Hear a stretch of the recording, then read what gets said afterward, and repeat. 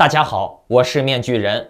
哎呀，今天可不只是出大事了，今天还出人命了。因为最近大陆要么就是发生人祸爆炸之类的事件，要么呢就是发生恶性报复社会的事情。那好，今天咱们的节目呢，就主要来讲点社会心理学的东西，以及大陆这边一些怪象的形成原因。虽然说今天咱们的节目不讲钱啊，但是呢，我相信你们听完今天的节目以后，一定会深有感触的。听完了今天的节目，我也相信会对你们未来的人生发展、家庭生活的健康程度有非常积极的意义的。因为面具人最近呀，很久都没有讲这个社会心理学这块了，很多老观众都开始抱怨了。好，咱们就来讲这块的话题啊。先来说一个人祸的新闻啊，那就是今天早上6点多才发生的湖北十堰小区的燃气爆炸事故。这个爆炸的杀伤范围是非常的大呀，都快造成小型地震了，造成的伤亡也非常的惨重。截止目前呢，已经搜救出了150人，其中12人去世，138人受伤，57人重伤。那这个数字还是不完全统计啊。那随着时间的推移，随着搜救下去的延长，那这个数字还是会持续扩大的。这个事故发生以后啊，十堰市的市民自发踊跃的报名献血，十堰市中心血站呼吁广大市民错开峰值献血，不要扎堆。那有关于这个献血的事情，咱们在节目后半段再说，这个中间也有套路呢。我看了一下大陆这边的新闻通稿啊，都是这样说的：事故发生以后，湖北省省委省政府迅速组织开展救援工作，省委书记应勇第一时间作出批示，省委副书记、省长王忠林、省委常委、省委常务副省长李乐成已抵达十堰，赶赴现场组织救援。我们可以看到啊，就这样草草的报道完了伤亡数字以后，就是各路当官的美化自己的时刻了，搞得这天然气市政建设的质量、民生工程的安全性没人质问。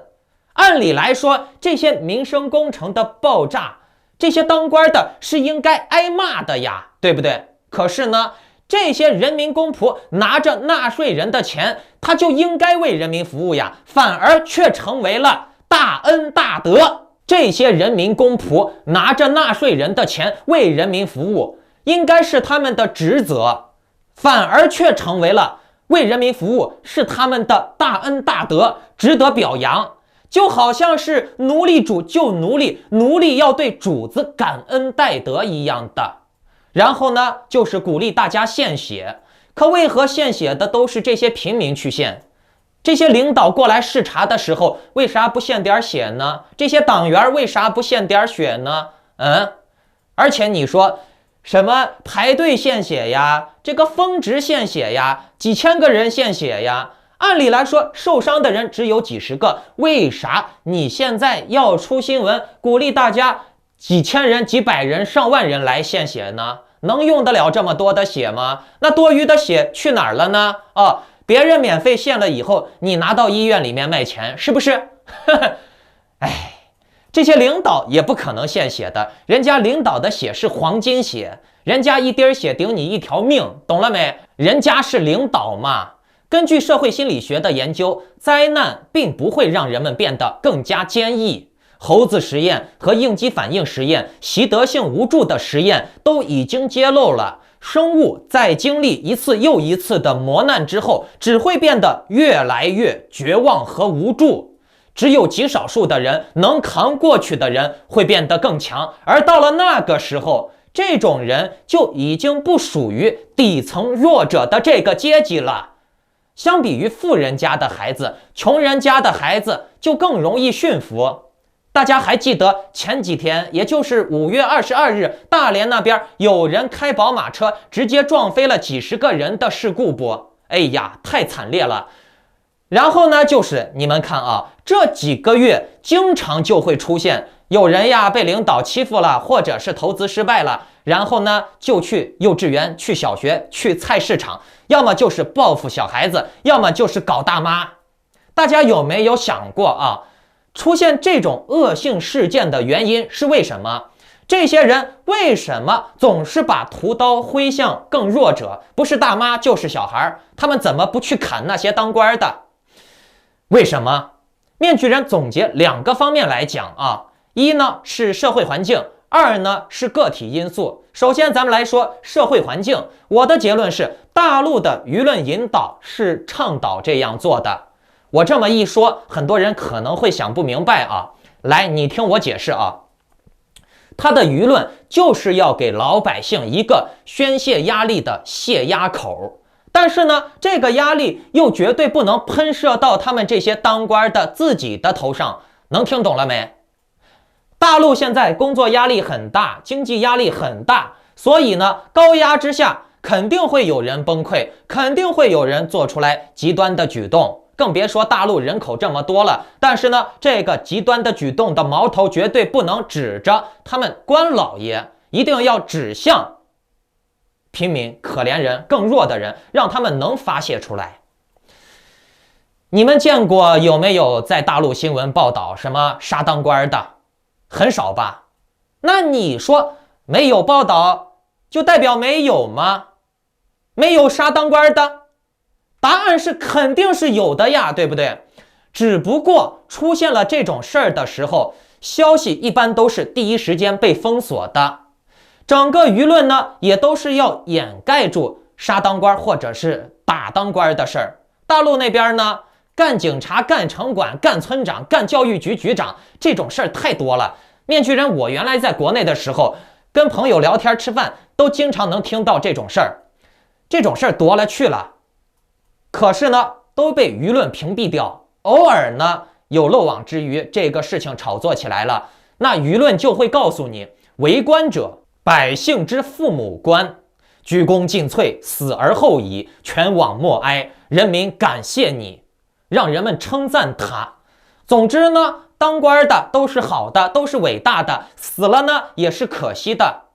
可是呀，这些贱民呢，贱民就是贱民，死了也白死。你看所有的这些伤亡事故啊，报道贱民死亡的事件也都只是有个数字而已，从来不提名字。但是呢，你们可以看到啊，这些人群当中，只要是有一个当官的挂掉了，那都是要单独的列出来啊，有名有姓的工作单位呀，还要配上英雄事迹呀，要大家缅怀他。可是那些没名没姓的平头老百姓，他们只是数字而已。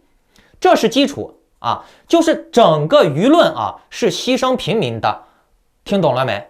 在此之上呢，宣传口会故意放大宣传老百姓互害，就是今天哪个菜市场大妈又互砍了，明天呢哪个人精神崩溃了，又冲进幼儿园害人了。从心理学上来说啊，动物都是有条件反射的，动物的行为是有参照效应的。长时间的舆论暗示会导致人在精神崩溃的时候，下意识的选择他经常被暗示的某种做法。因为当人在精神崩溃了以后，取代他行为的大部分都已经是下意识了，是非理性的。所以呢，在他下意识的认知范围内，我生气了，我就应该杀小矮人，我生气了，我就应该杀老大妈，不能杀当官的。为啥？因为别人都是这么做的，因为整个舆论围绕着你，给你灌输的信息，让你在认知结构里面就没有杀当官的这个概念。所有的舆论的潜台词就是在告诉你，弄小矮人，弄菜市场大妈，这就是真实的统治者眼中的世界。听懂了没？用各种各样的信息充斥你的大脑，去引导你的行为，这就是心理操纵，这就是这么的残忍。你不得不承认，现在的大陆呢，就是美丽新世界之下的修罗炼狱，太可怕了。这是大环境。好，我们再来说第二个方面，那就是个体。一个人被领导欺负了，被当官的欺负了，或者是投资被收割了，买币亏钱了，就像那个开车的撞人的，撞飞了几十个人，网上主要的宣传是因为投资加密货币失败了才导致撞人的，也有说是因为和别人投资理发店失败了。总之呢，是因为钱引起的，听懂了没？也就是说，潜台词就是钱没了就去干别人。嗨，一切的舆论都是为政治服务的你钱没了，你不应该找政府吗？你去干别人干啥？对不对？这个人的行为也是很龌龊的钱没了去弄别人。其实呀，这种现象并不是现在才有的。社会压力越大，社会越贫穷，就越容易发生这种事儿。之前鲁迅先生就说过，勇者愤怒抽刃向更强者，怯者愤怒却抽刃向更弱者。这种现象呢，也就是说至少在鲁迅之前就有了那为什么会出现这种现象呢？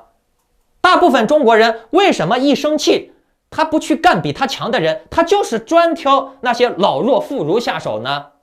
这其实和大陆的家庭教育模式有关。几乎每个中国小孩都必须要学会的一件本能事情就是欺软怕硬，欺负弱小。听懂了没？你还不承认？来，面具人，我告诉你你核对一下，看看是不是在中国，以家庭为单位，大的欺负小的，老子打儿子是天经地义。小孩要学会看眼色行事，看脸色行事，要听明白大人的指令，要看大人的眼色，要明白，要知道，不听话就要挨打。父母成年人肯定是比小孩强很多的，这一点我相信没有人能质疑的吧，对不对？就是因为父母比小孩强很多，无论是智力上强还是这个体能上强，总之就是强，所以呢，更弱的小孩才要尊重更强的大人，更弱的小孩才应该看大人的脸色，讨好大人。反驳大人呢，就是大逆不道。在古代呢，当官的叫做什么？大人。臣子叫做什么？小的奴才，是不是？平等这种东西，在中国人眼里，从小教育里面就不存在的。小孩子是需要抬头看大人的。中国人他们的普遍认知是什么？落后就要挨打，落后就要挨打是天经地义的，也就是说，弱小就要挨打，打就应该打那些落后弱小的人。可以说，中国人从基础的世界观建立，他们的心中就不存在怜悯、平等这个东西。那你说这世界上的弱国多了去了，那些弱国有被打吗？有被欺负吗？可是这种最原始、最残忍的丛林法则却充斥着这个民族的大脑。所以说，挥刀向更弱者是天经地义。更别说再加上共产党的这个阶级斗争、百姓互斗的舆论宣传，对不对？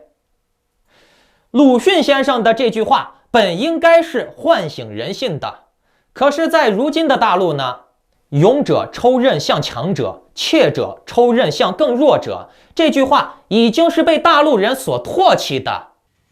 悲剧之所以称之为悲剧，是因为悲剧是需要人来演出的，听懂了没有？大部分的悲剧都是人为的。那么在这种环境下很多人他却不会反思悲剧，甚至呢还会认为欺软怕硬就是对的，落后就要挨打，弱者就活该，就应该被弄。说真话在这种环境下想做个好人不容易，更不容易的是你明知在这里做好人不易，却还要在这个环境下继续生存下去，那就又是另外一种心理疾病了所以呢，面具人我一直在研究我给大家说你想要判断你是否是一个麻木的人，那你就可以尝试着去看一看发生的这些悲剧，你看看你看到这些悲剧的下意识反应和别人是否一样，去谴责，去指责，而不是说去反思悲剧产生的源头。如果你的行为和别人一样都是千人一面，那你也是麻木的，听懂了没？所以呢，根据今天的节目，你们看完以后呢，可以反思一下自己啊，你看悲剧是为了什么啊？你如果还有人的思维的话，你可以审视一下你自己现在究竟是变态还是正常状态。好了，如果大家有想要深度的心理咨询的，包括投资理财方面的建议的话，可以选择加入我的会员频道。会员群里面经常会发布一些投资理财的资讯，当然了，也有心理方面的辅导啊。然后这个月的15号，我的一些设备就会陆续的到位。那我之后呢，就会给大家做更多的会员节目。好，我们下期再见。